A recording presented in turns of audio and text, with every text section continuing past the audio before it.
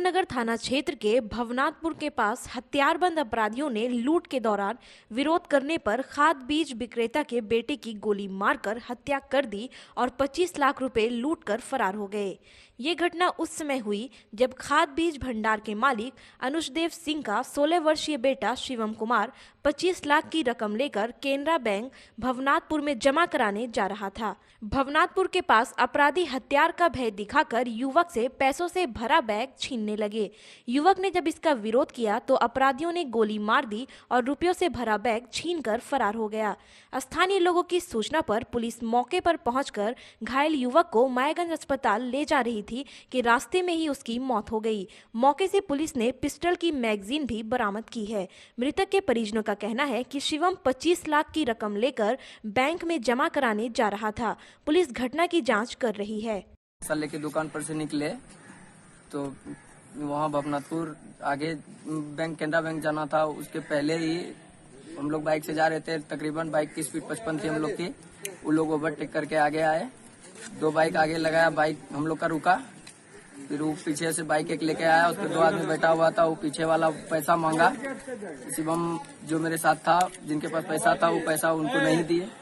फिर वो शिवम उतर के बाइक से और झोला खेत की तरफ उछाल दिए। तो फिर वो झोला नीचे फेंकने के बाद शिवम खुद नीचे चले गए और फिर झोला पकड़ के बैठ गए खेत में। इसके बाद वो छीनने वाला नीचे गया और फिर उसे गोली मार के पैसा छीन लिया। कहाँ गोली मारा? उतर रहे थे हाँ सीने में। कितने अपराधी थे? 4। अकबर नगर खेरैया पड़ता है दुर्गा स्थान के पास। वहाँ से पैसा लेके बैंक आ रहे थे जमा करने के लिए। उसी क्रम में बदमाश 3 गाड़ी था, उसपे 4 आदमी था, उसमें गोली मार के 25 लाख रुपया ले लिया। तो ये मतलब क्या काम करते थे? ये अनुजदेव था, बिजनेसमैन थे, खाद बीज का भंडार था। नवगछिया पुलिस जिला के गोपालपुर थाना क्षेत्र के तीनटंगा दियारा के दर्शनिया घाट से मकई बोने के लिए मजदूर और किसानों को ले जा रही एक नाव पलटने से उस पर सवार 50 लोग नदी में डूब गए। जिला प्रशासन के अनुसार नाव पर लगभग 50 लोग सवार थे, जिनमें अधिकांश लोगों को स्थानीय लोगों की मदद से बचा लिया गया, जबकि एक महिला का शव बरामद किया गया है। अभी भी 5 लोग लापता बताए जा रहे हैं। क्षमता से अधिक लोगों के नाव पर सवार हो जाने से ये घटना घटी है। वहीं स्थानीय लोगों का कहना है नाव पर 100 से अधिक लोग सवार थे और मरने वालों की संख्या इससे अधिक है।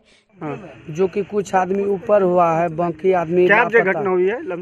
लमसम ये 8 साढ़े 8 बजे के लमसम में। ये लोग कहाँ जा रहा था? ये लोग दीरा जा रहा था मकई लगाने के लिए। कुछ उस पर क्या उसमें किसान थे या मजदूर थे? किसान मजदूर सब थे। सब कहाँ के थे? सब ये टिंटंगा करारी का ही थे। जैसे नाव चढ़ल फूल भग गए, बाद छलका जे नाव का बस इना पुनी लिया लगले, हिने पुनी लिया लगले तो बस एक घटना कंठ में होले।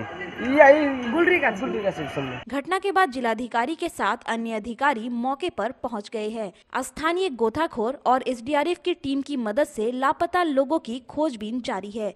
रेस्क्यू किए गए लोगों को सामुदायिक स्वास्थ्य केंद्र गोपालपुर में इलाज के लिए भर्ती कराया गया है।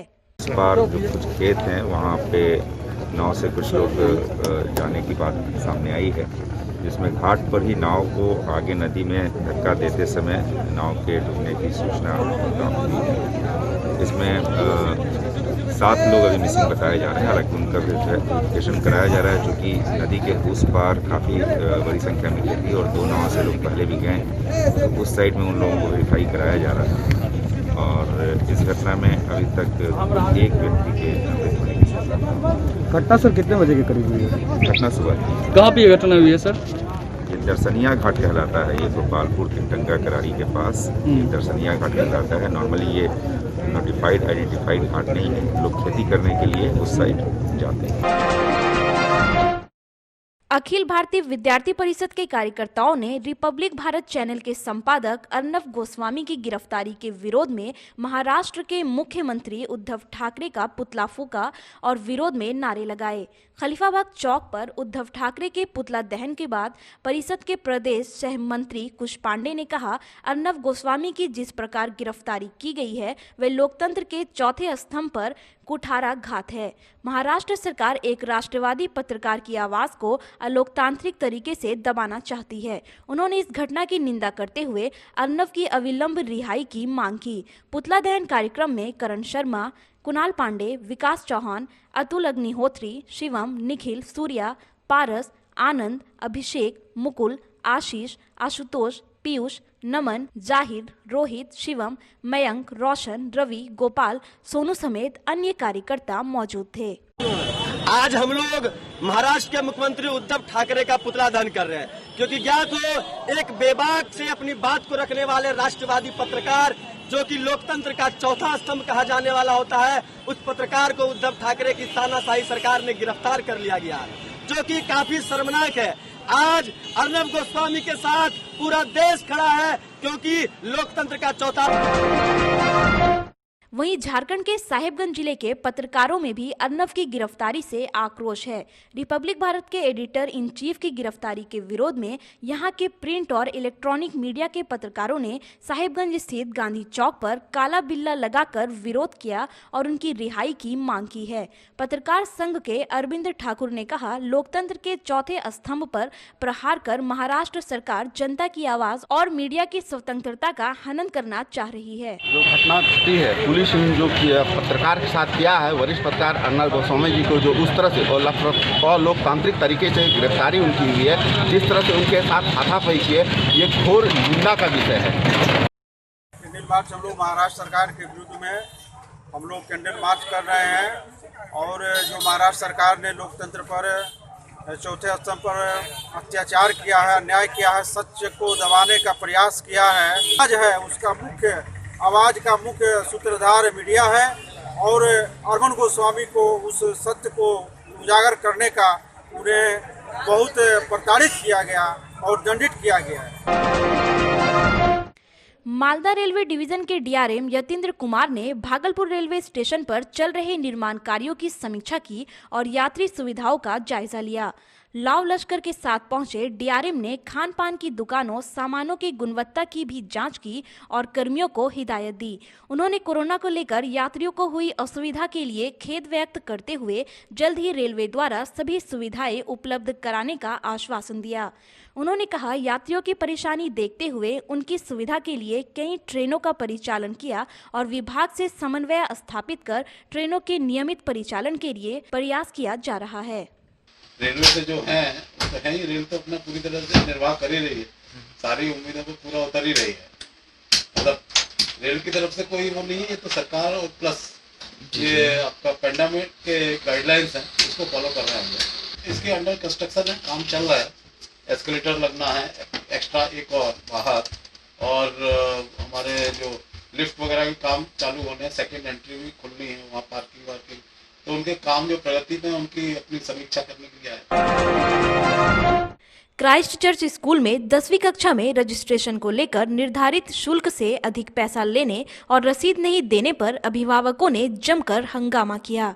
अभिभावकों का कहना है कि छात्राओं से रजिस्ट्रेशन के लिए 1400 रुपये लिए गए। वहीं प्राचार्य मधु मंडल का कहना है, रजिस्ट्रेशन शुल्क के अलावा अन्य विकास कार्यों के लिए शुल्क लिया गया है। रजिस्ट्रेशन शुल्क के अलावा अगर पैसे लिए गए होंगे तो उसे वापस किया जाएगा। 615 ये मैट्रिक क्लास का एक सत्र का पूरा फीस का पैसा है, और इसमें जैसा कमेटी का आदेश होगा, कहेगा लेना है लूंगी, नहीं लेना है बच्चों का पैसा वापस हो जाएगा। भागलपुर के निवर्तमान कांग्रेस विधायक अजीत शर्मा ने शांतिपूर्ण मतदान के लिए प्रशासन और भागलपुर की जनता को धन्यवाद दिया है। उन्होंने बिहार में तेजस्वी यादव के नेतृत्व में महागठबंधन की सरकार बनने का दावा किया और कहा, सरकार बनने पर शराब नीति की नए सिरे से समीक्षा होगी और अलग से सरचार्ज लगाकर उससे प्राप्त राजस्व को बिहार के उद्योग धंधे के विकास में लगाया जाएगा। देखिए, मेरा मानना तो है कि शराब तो सब जगह बिक रहा है, पूरे गांव, कस्बे, शहर में कहीं भी ऐसा नहीं है। मेरा मानना है कि जो रेट्स अभी हैं, जिस स्टेट में भी है, उसको कोविड-19 का टैक्स लगा है, एक डेवलपमेंट के नाम पे कुछ ना कुछ 10% ही सही उस पर रेट्स बढ़ा के उसके जो राजस्व है, लेकिन शराबबंदी जब खत्म अगर सरकार करती है उससे जो राजस्व आएगा उस सारा पैसा इंडस्ट्री कारखाने लगाने में लगेगा ताकि युवकों को रोजगार मिले। चौकी नहीं, ये कोई अस्थाई नर्सरी नहीं बल्कि चलती फिरती फूल के पौधे की दुकान है, जहां आपको गुलाब से लेकर गुलदावदी के पौधे मिल जाएंगे। इतना ही नहीं, यहां पूजा के लिए तुलसी के पौधों से लेकर समृद्धि का प्रतीक शमी के पौधे भी उपलब्ध है। यहां भागलपुर के दिनेश पिछले 5 वर्षों से प्रतिदिन अस्पताल स्थित सड़क किनारे फूलों के पौधे बेचने आते हैं। उनका कहना है देसी पौधे की बजाय लोग हाइब्रिड पौधे ज्यादा पसंद करते हैं। कौन कौन सा फूल आपके पास? गेंदा है, गुलदाउदी होगा, करंडोला होगा, गेंदी होगा, एस्टर होगा, सालविया होगा, सलेटिया होगा। अभी से सितंबर से लेके अप्रैल तक। तो आगे आने वाले समय में कौन कौन फूल का सीजन है? यही सब धीरे धीरे एक के बाद एक आएगा 10 दिन के अंतराल में। मंटू राम का कहना है भागलपुर में फुलवारी के शौकीनों की संख्या बढ़ने लगी है और हाइब्रिड फूलों की मांग यहाँ ज्यादा है, जबकि देसी फूलों की मांग कम है। अभी तो सदाबहार सब टोटल चीज करते हैं। कौन का नाम बताइए? गेंदा हुआ, डालिया हुआ, गुलदाउदी हुआ, पिटूनिया हुआ, मेहंदी हुआ और 2 प्लांट का है, क्रोटन यही सब। वहीं अश्विनी चौधरी ने कहा महिलाएं ही ज्यादा पौधे खरीदती हैं जबकि पुरुषों की संख्या कम है। भले ही गुलाब के फूलों में खुशबू नहीं है, लेकिन लोग हाइब्रिड गुलाब ही लेना पसंद करते हैं। फूल लेने आए हैं, अभी फूल का सीजन है, फूल का हम शौकीन है, तरह तरह का फूल मेरे घर में है और जो सबका सीजन है अभी वो लेने आए हैं। गेंदा लिए, रजनीगंधा लिए, उसमें दहलिया लिए, गुलदादी लिए और क्या कहते हैं वो उसी में कलर 3-4 कलर आता है। नाथनगर से पौधों की खरीदारी करने आई आरती ने बताया यहाँ सभी प्रकार के मनपसंद पौधे मिल जाते हैं, हमें नर्सरी जाने की जरूरत नहीं पड़ती। यहाँ पर हम नाथनगर से आए हुए हैं, फूल लेने के लिए आए हुए हैं। फूल का सीजन है, तरह तरह का फूल लिए हुए हैं। गेंदा है, पहलिया है, गुलाब है, गुलाबी रोज है और हम परिवार में लगाते हैं। वो बहुत अच्छा मुनासिब है। फूल लेना, फूल लगाना, बच्चे भी पालन पोषण करते हैं, मेरे बच्चे को पसंद है तरह तरह का। वहीं बांका के श्रेया ने बताया भले ही ये फुटपाथ की दुकान है, लेकिन यहाँ हर प्रकार के फूलों का कलेक्शन है जहाँ आसानी से खरीदारी कर सकती हूँ। एक्चुअली मैं एक हाउसवाइफ हूँ एंड साइड वर्क भी करती हूँ एंड मुझे फूलों का काफ़ी शौक है एंड मुझे लगता है कि हर एक को होना चाहिए। बिकॉज अगर आप हम फूल लगाते हैं तो इससे आपको एक अच्छी सी खुशबू भी मिलती है एंड ग्रीनिश एरिया बना रहता है आपके पास आसपास, जो कि काफ़ी अच्छे एयर प्रोवाइड करते हैं, जिससे आपके हेल्थ काफ़ी अच्छे रहते हैं। तो आई थिंक सभी को लगाना चाहिए एंड यहाँ से आपको काफ़ी सारे फूल भी मिल जाएंगे बहुत ही ईजी और कम प्राइस में, तो आप ले भी सकते हैं। एक्चुअली मुझे रोज़ मेरा फेवरेट फ्लावर है और मुझे बहुत पसंद है। वैसे नॉर्मली मेरे पास कोई ज़मीन है नहीं, तो हम छत पे लगाते हैं, तो इसलिए हम सीजनली पौधे लगाना ज़्यादा बेहतर समझते हैं। क्योंकि अगर आप सीजनली पौधे लगाते हो ना, तो आप हर सीजन पे अलग अलग फूल देख सकते हो एंड उसके लिए आपको ज़्यादा ना स्पेस की ज़रूरत पड़ती है ना बड़े गमलों में। आप छोटे गमलों में बहुत सारे पौधे उगा सकते हैं।